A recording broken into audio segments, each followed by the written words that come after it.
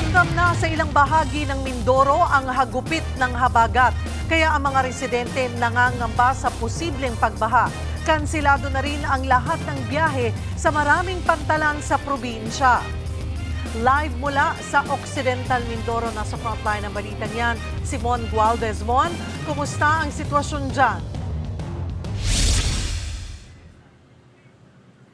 Cheryl, halos buong araw bumuhos ang pabugso-bugsong ulan sa malaking bahagi nitong Occidental Mindoro. Sa katunayan, dito sa bayan ng San Jose, talagang ramdam na rin yung malalakas na hampas ng hangin na sinasabayan pa rin ng mga pag-ulan. Bagay na pinangangambahan ng mga otoridad dahil kapag nagtuloy-tuloy daw itong mga pag-ulan na ito, hindi malabong lahat ng 11 bayan ng probinsya maapektuhan ng pagbaha.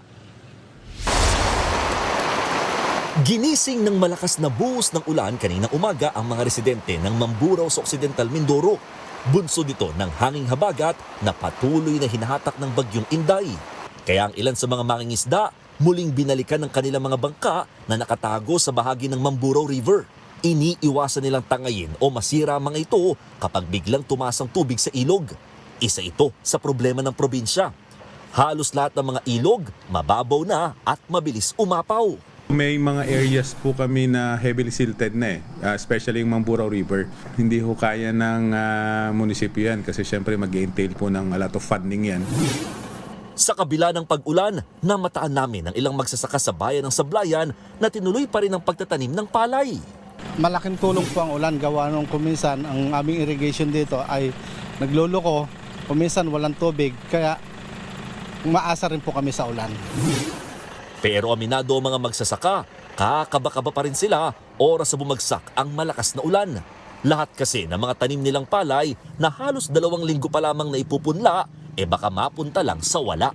Ang pinagdarasal namin na sana huwag umabot dito yung ganong kalakas.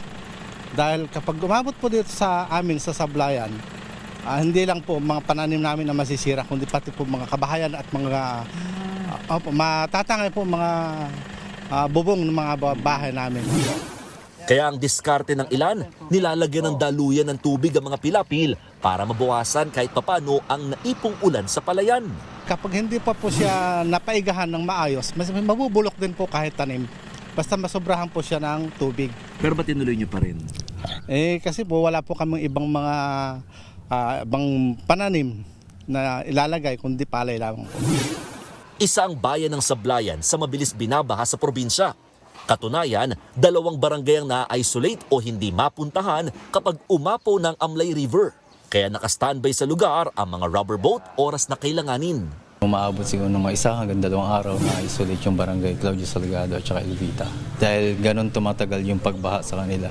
Minsan umaabot hanggang dibdib. Then pag nagsasubside siya matagal. Sa ngayon, nakaredy na ang lokal na pamahalaan oras na magpatupad ng preemptive at forced evacuation.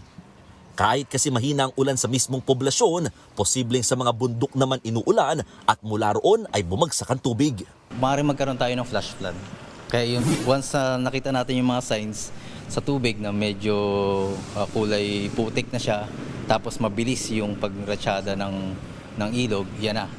Kailangan nating mabigyan ng maagang babala yung mga along rivers na mga barangay.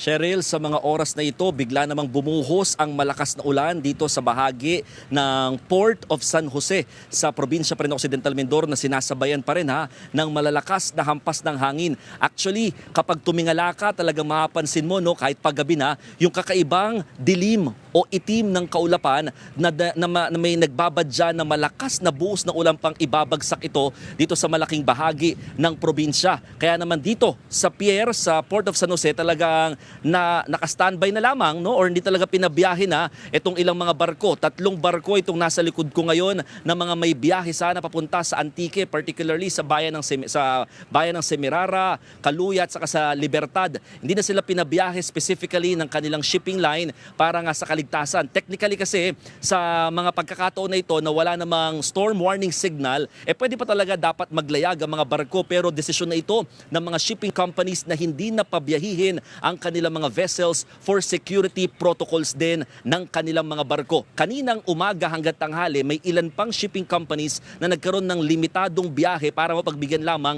yung mga na-stranded na mga pasahero at mga cargo vessels o mga sasakyan. No? Pero afternoon or late afternoon hanggang ngayon, hindi na ulit pinayagang makapaglayag ang mga barko. Dito sa Port of San Jose, pinauwi na lahat ng mga nagpunta dito na muntik na ma-stranded para nga at least kahit paano hindi sila magstay o talagang maperwisyo, talagang mahirapan habang nasa terminal.